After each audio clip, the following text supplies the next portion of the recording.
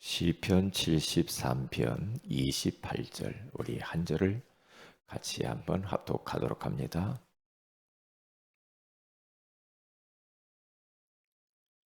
시편 73편 28절입니다.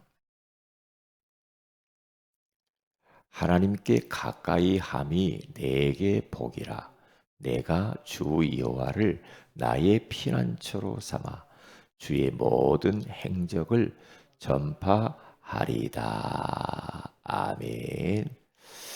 좋은 아침입니다. 오늘 이 새벽에는 축복의 통로라는 제목으로 우리가 하나님의 음성을 듣기를 원합니다. 모든 것은 통로를 통해서 오지요. 제가 여기를 차를 타고 오는데도 길을 닦고 놓은 그런 통로를 통해서 이렇게 여기까지 오게 되어졌잖아요. 우리가 매일 씻고 먹고 하는 그 물도 저 팔당댐에서 한강을 통하여서 그 저수지를 통해서 관을 통해서 여기까지 물이 오잖아요. 그러니까 우리가 아주 편리하죠. 만약에 통로가 없다. 그러면 물지개를 치고 가든지 한강으로 가서 물을 떠와야 돼. 얼마나 힘들겠어요. 얼마나 불편합니까? 한계가 오잖아요. 이게 안 되잖아요. 우리 인생이 살아가는데 왜 내 인생은 이렇게 안 풀리지 하는 분이 있습니까? 인생이 뭔가 모르게 이렇게 막혀 있는 것 같고, 뭔가 이렇게 사업도 안 되고, 어? 가정도 안 되고, 왜 이렇게 자녀들은 왜 이러고 말이야. 어? 우리 남편은 우리 아내는 왜 이러고, 왜 자꾸만 그렇게 어려움만 자꾸 찾아오는가? 왜 그래요? 축복의 통로가 막혀서 그래요. 그걸 뚫어야 돼요. 그걸 뚫어야 돼요. 그래서 오늘 아삽이라고 하는 이분은요, 하나님께 가까이 하면은 복이 온대요. 이게 뭘 아는 거죠? 축복의 통로를 아는 거죠. 아, 돈을 가까이 오는 게 복이 아니구나.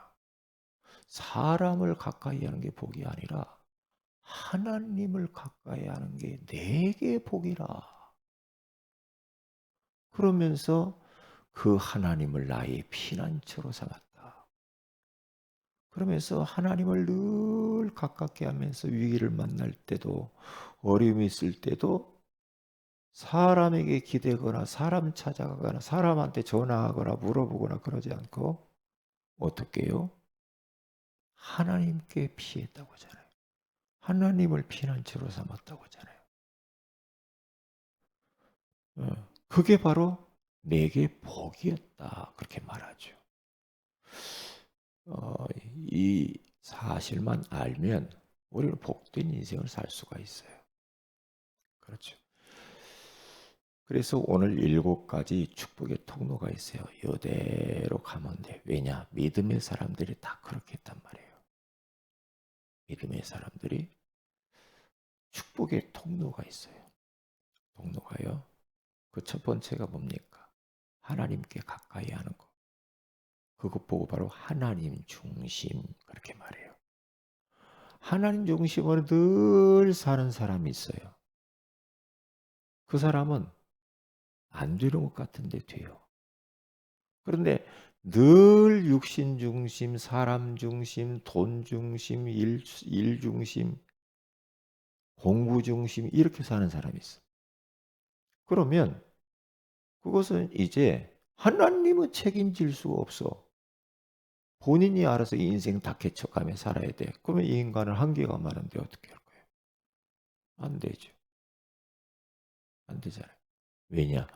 창세기 1장 27절에서 28절에 가서 보니까 우리를 하나님의 형상대로 창조하시고 이 땅을 정복하고 다스리는 복을 주시고. 그러니까 하나님이 인간을 만들어 놓고 하나님이 인간에게 복 주었다 그렇게 말하잖아요. 그러면 눈치를 빨리 채야죠.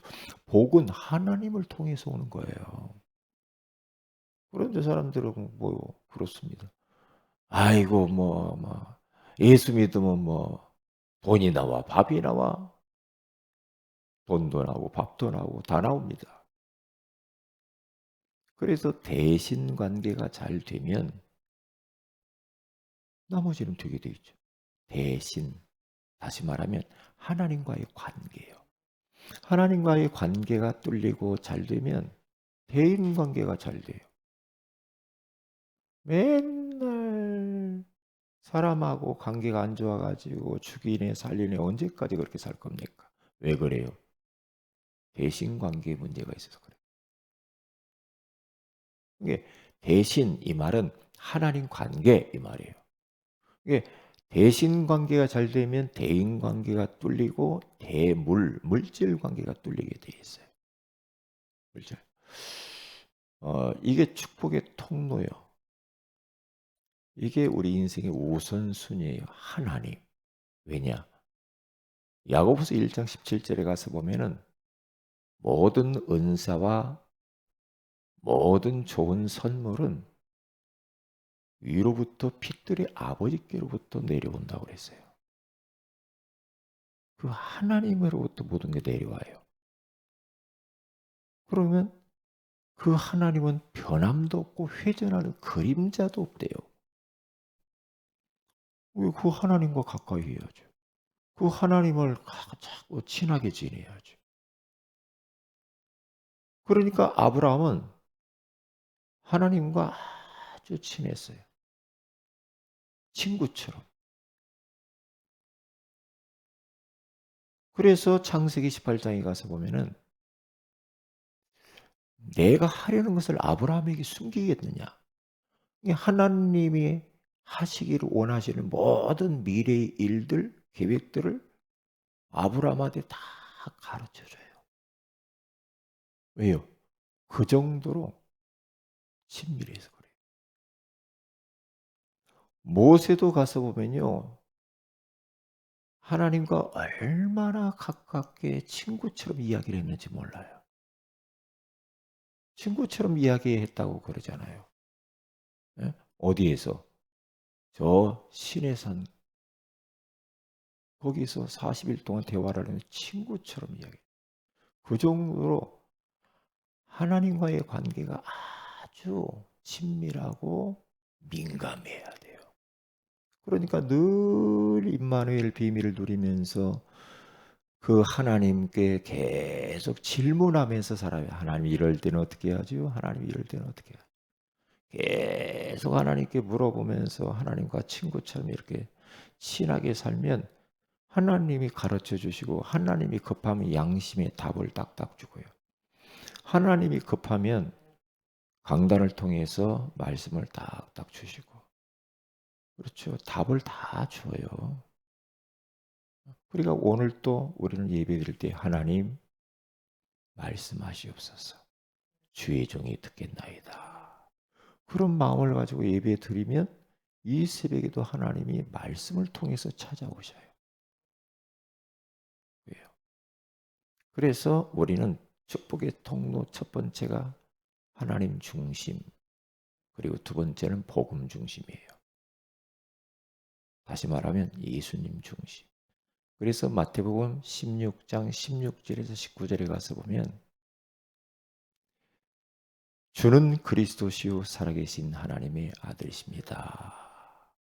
라고 그렇게 고백하니까 우리 예수님이 너무 기쁘셔서 바요나 시모나 네가 복이 있다 그러잖아. 복이 있다. 이 말이에요. 예수님을 나의 주인으로 나의 그리스도로 모시고 살면 그게 복이라는 거예요. 하나님의 모든 축복은 그리스도를 통해서 와요. 예수를 통해서 우리에게 축복이 내려온다 이 말이에요. 그렇기 때문에 우리들은 자꾸만 그리스도를 더 알아가야 돼요. 더 복음으로 우리는 충만해야 돼요. 왜 구원의 길을 찾고 그리는가? 그게 이제 복음에 집중하는 것이고 복음 중심으로 사는 것이고 그게. 그렇죠? 왜요? 예수 그리스도 안에 지혜와 지식과 모든 보화가 그 안에 감추어져 있대요. 예수 그리스도 그분이 보화래요. 보화. 모든 것이 보화래요. 왜냐? 예수 안에 구원이 있잖아요. 예수 안에 응답이 있잖아요. 예수 안에 돈도 있어요.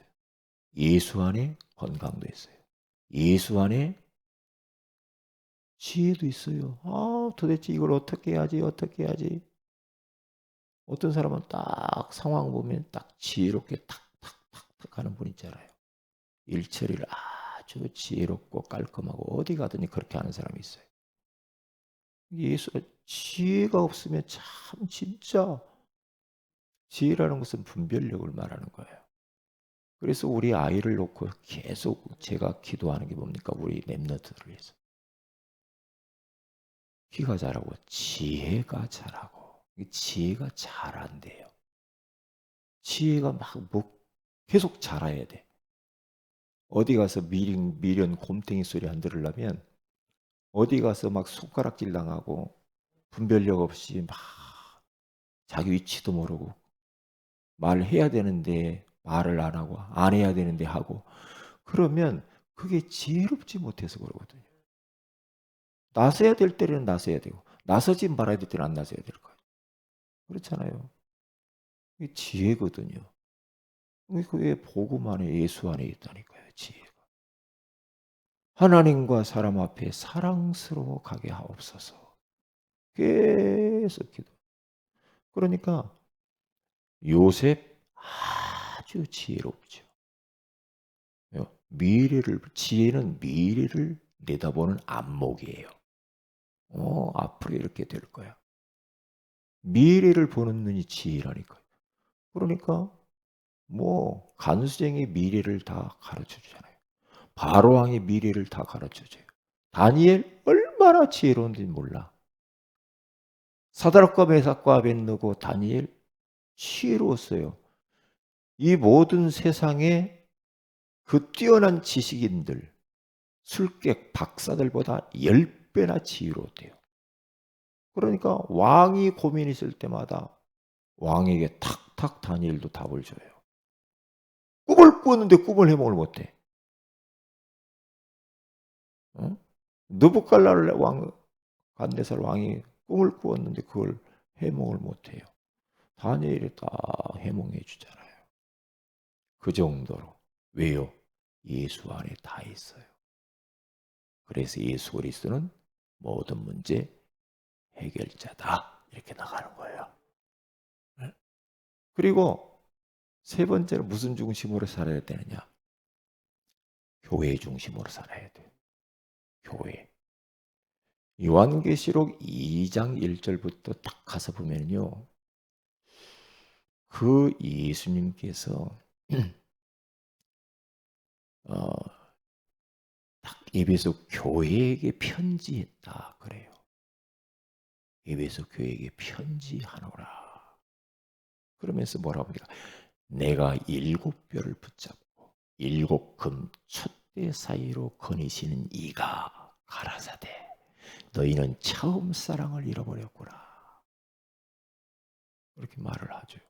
이 말은 뭐예요? 7별을 딱 붙잡았대요. 그러면 그건 7별에는 그때 아시아에 있는 7교회의 목회자들, 사도들을 말하는 거예요. 그리고 7촛대는 그 7교회들을 말하는 거예요. 교회. 그러니까 지금도 마찬가지예요.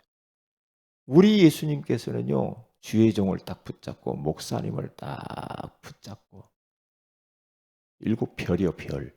별을 딱 붙잡고 교회를 끌리는 옷을 입고 지금도 거니시면서 성도들을 축복하고 지키고 지금도 통치하고 있다 이 말이에요.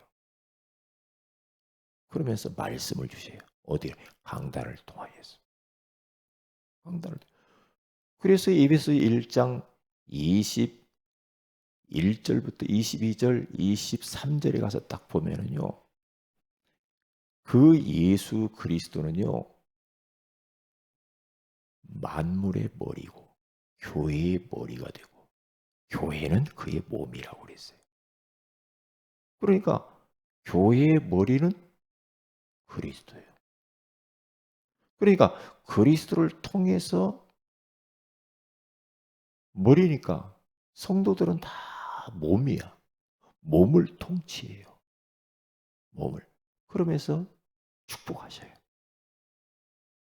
그러면 교회의 머리가 그리스도인데 머리를 통하여서 우리들을 지금도 만물 안에서 만물을 충만케 한다고 그러잖아요. 우리를 충만케 하신대요. 그렇다고 한다면 우리들은 교회를 가까이 하지 않고 축복받으며 산다. 틀린 거죠. 교회, 그리스도의 통치를 안 받고 내 멋대로 산다. 그것은 틀린 거죠. 왜 강단 메시지를 따라가야 됩니까? 왜 강단 말씀을 따라서 우리가 가야 됩니까? 그리스도께서 우리를 통치하는 것은 강단을 통하여서 통치하고 있다니까요. 왜요? 그러니까 교회를 가까이 하는 사람은 복 있는 사람이에요. 교회와 멀어진다. 그것은 축복을 받을 수가 없어요. 왜? 하나님의 복과 그리스도의 축복이 교회를 통해서 흘러가거든. 그래서 에스겔서 47장에 가서 보면 성소에서 물이 나와서 그 물이 흘러가는 곳마다 동쪽으로 북쪽으로 남쪽으로 서쪽으로 물이 흘러가는 곳마다 다 살아버려요. 강단에서 선포되어지는 말씀이 흘러가는 곳마다 다 살아요. 다 산다니까요. 지금 이 시간 우리가 말씀을 또 이렇게 먹잖아요. 영의 양식이요. 우리 영혼이 건강해지는 거예요. 축복이 지금 흘러 들어오는 거거든요. 이것이 어디 내가 가는 곳에 흘러가는 거예요. 가정에 가면 가정에, 직장에 가면 직장에, 학교 가면 학교에, 사업터 가면 사업에 흘러 들어가는 거예요. 교회를 통하여서. 그러면 교회 안에 내가 없어. 그러면 어떻게 축복이 흘러가겠어요? 그러면서 나도 교회 가봤는데 안 된다고.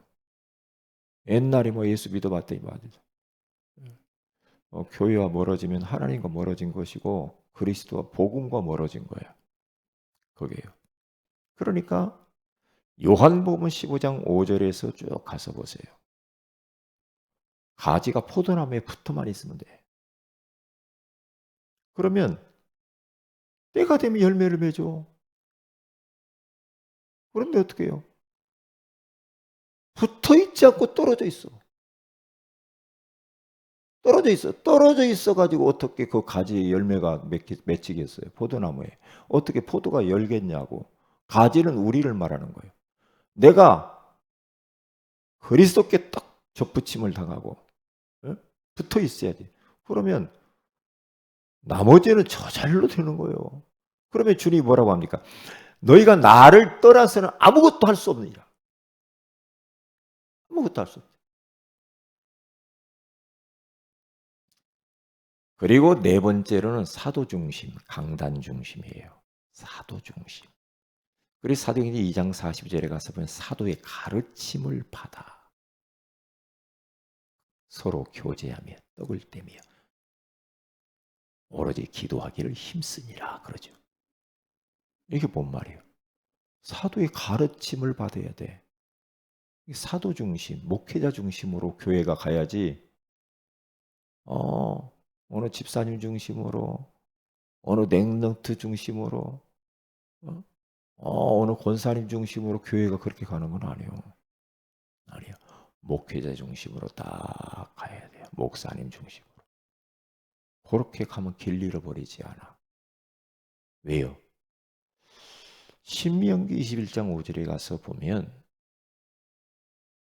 그때 당시에 지도자 제사장에게 예배권을 주셨어요. 제사 드릴 수 있는 권한. 그리고 축복권을 주셨어요. 그리고 판결권을 주었어요. 똑같아요.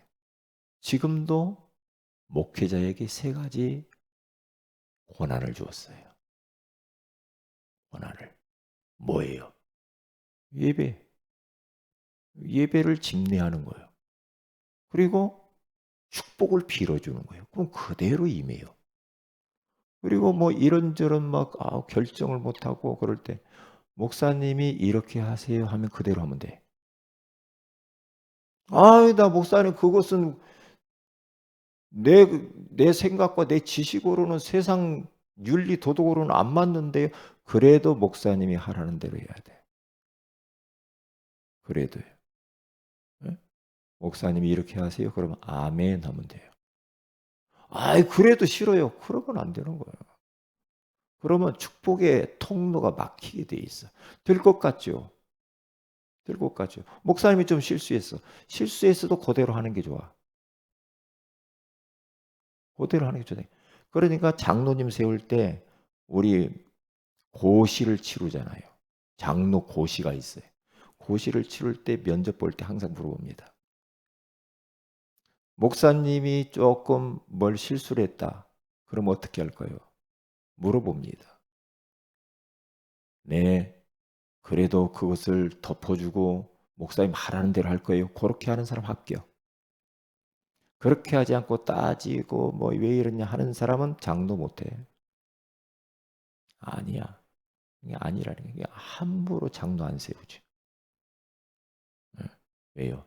일단 목사님 곁에서 목사님을 딱 보호하고 목사님의 말이라고 하면 절대 복종하는 자세. 하나님 말씀처럼. 딱 가면 돼. 하나님 책임지지. 하나님 책임지잖아요.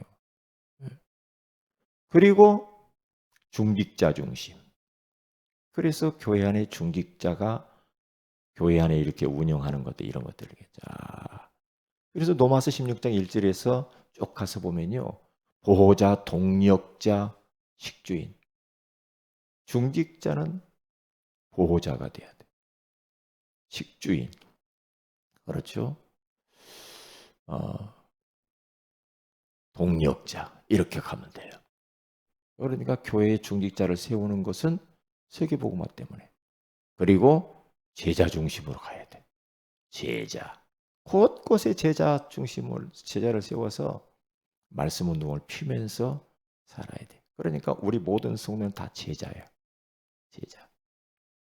제자 중심. 마지막에 현장 중심. 다 했는데 현장에 복이 다 있는데 현장을 안 가. 현장에 마음이 없어. 그러면 꽝이야.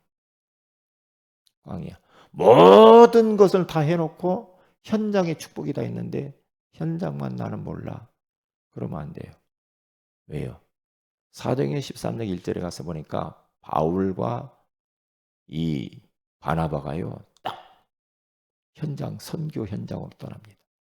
가죠. 주님이 자꾸 현장 가라고 그러죠.